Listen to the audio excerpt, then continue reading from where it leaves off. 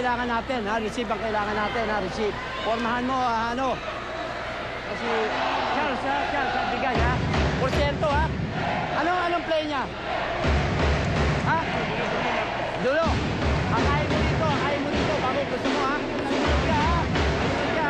Bigyan mo pagpakanta, ha?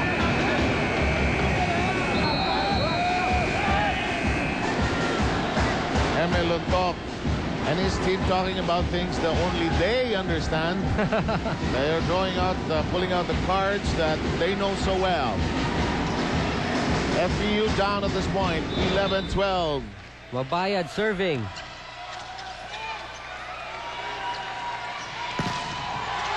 Labas blocked, but out. And you know what, Seth? I noticed that it was Mabayad serving, so he's now in the back row. So the rotation actually favors UST so far. Yes, especially during this crucial stretch.